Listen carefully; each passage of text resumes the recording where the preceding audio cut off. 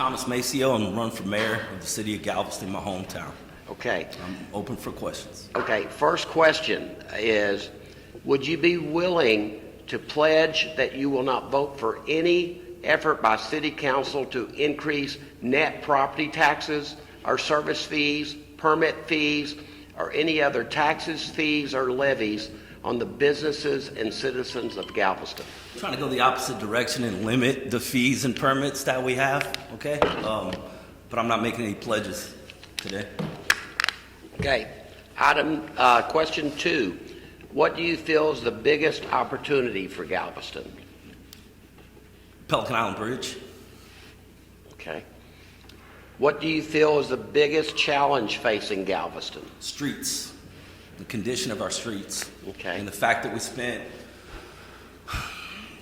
$250 million on streets 8 years ago, and we're talking about spending more money on those same streets today. I'm angry, and that's why I'm running. Okay. The Galveston Wharves is a self-sustaining city entity and major economic engine for the community.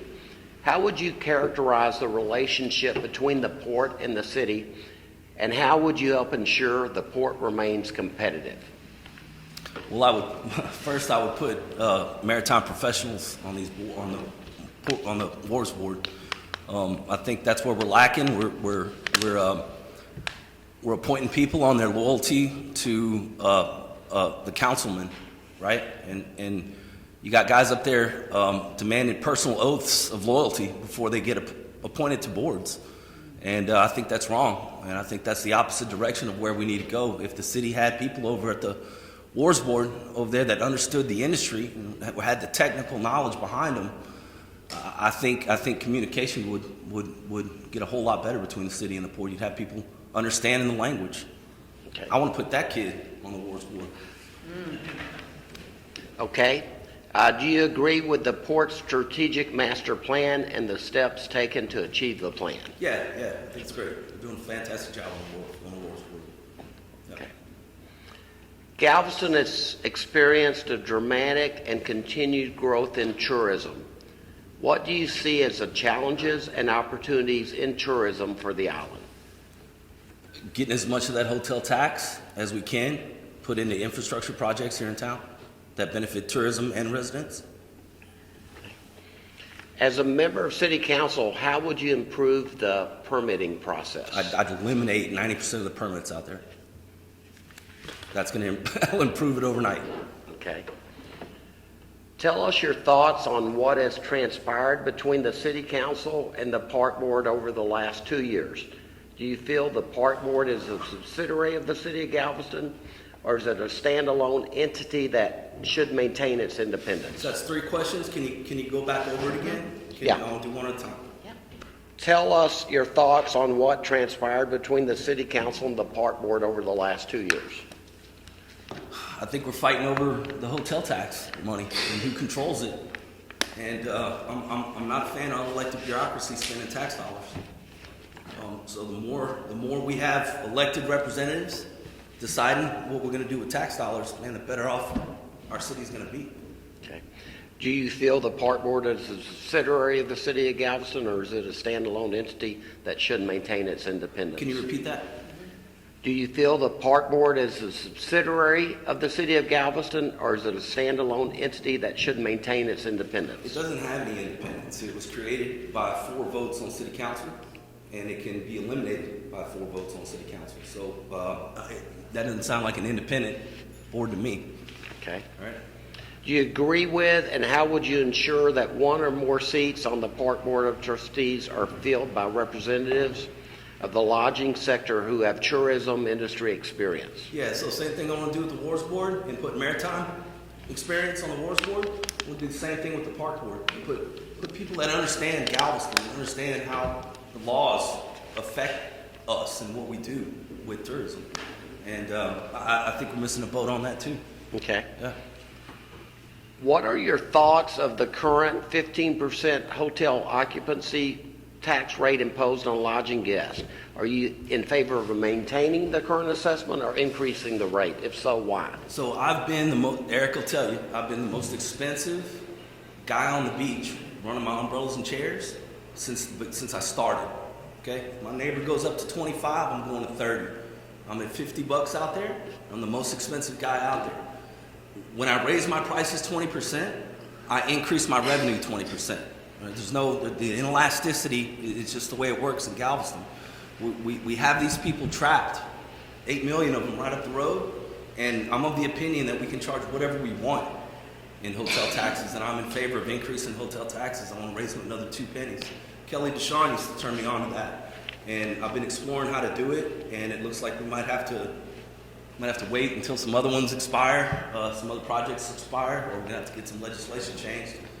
But that's what I want to do. That's what your mayor does. He goes up and advocates. In Austin, I'm gonna take Maurice. She's got a lot of contacts up there, so we'll get our money here. And I just don't want to go increase hotel taxes, man, and just let it go sit unaccountable, right? I want to bucket this money, and if we can put restrictions on this money, say, you know, it's got to increase tourism, it's got to do X, Y, and Z, right? For hotel taxes, we can put in that same bucket, we can put another set of requirements. Okay, it'll fit the hotel tax requirements, but it'll also fit, you know, where does it show a benefit to residents, this project?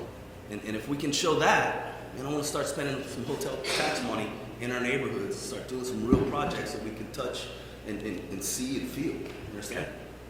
As a member of City Council, how would you collaborate with the Chamber of Commerce to support and promote local businesses? Well, you guys are the resource, right? And I think I said this a few elections back. You know, the City Council should be leaning on the Chamber. You guys are the expertise in all the different industries in town. And, you know, I don't think there's a City Council member up there that's an expert in everybody's profession, right? You know, when I was on council back in 2016 to 2018, I got a lot of things done, and I made it a point to go to the community, not just the chamber, okay? But I went to the community. I went to the chamber. I went to the Hotel Lodging Association. I went to the neighborhood associations before I ever brought anything forward. I think a big frustration in town is, you know, our agendas. We got 72. I think we extended it a while back, but 72 hours to post an agenda, man, that doesn't give anybody any time to react, right? So I think when I was on council, I think this council after me extended it, but, you know, more time for the community to get out there and really understand what this agenda item is on the city council's agenda, and is crucial, right? So I think that's the way, right? I think I have a record of engaging the Chamber of Commerce and making sure that whatever I want to do is not, you know, counterproductive to your mission and your industries and your livelihoods. You know, that's what matters, man. Yeah. You know? Okay. How does the City Council involve the Chamber of Commerce in planning and implementation of economic development initiatives and new business opportunities? One more time. How does the City Council involve the Chamber of Commerce in the planning and implementation of economic development initiatives and new business opportunities? I just answered that. We're going to lean on the chamber. Okay. It's the same exact answer. We're going to engage the community. Okay. Yeah. Now, the last question is, name the top things you have done or plan to do for your constituents. When I was 18, I joined the Marine Corps. Did that for my constituency. When I was on council, we budgeted $250 million for infrastructure in town. That was a huge accomplishment right there. We built a fire station. We built a new facilities building. We built a pool, and we did things that you know, benefited the residents here in town. Another thing I want to do is I want to bring back the neighborhood projects. And I don't really care if the city attorney doesn't think it's, or how should I say this? I don't care that the city attorney thinks it's against the charter, contrary to the charter. I've read it. It's not that long. I don't see anything in there that has anything to do with neighborhood projects. So first step we're going to do is we're going to re-implement that program. And that's my answer. Okay. Well, that's it. Frank, thank you for being here. Appreciate it. What? The last one. We got one more.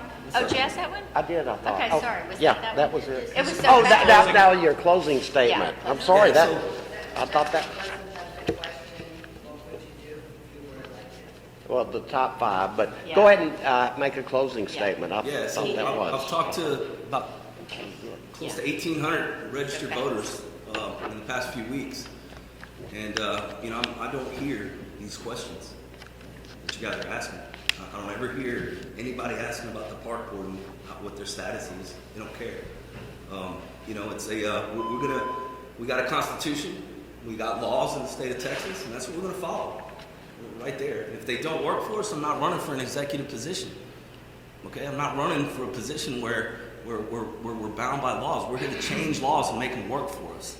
And you know, I think the hotel tax legislation that we're sitting on right now is old, archaic language, and it needs to be updated. And we need to get people in North Texas to understand that you know, we're hurting down here.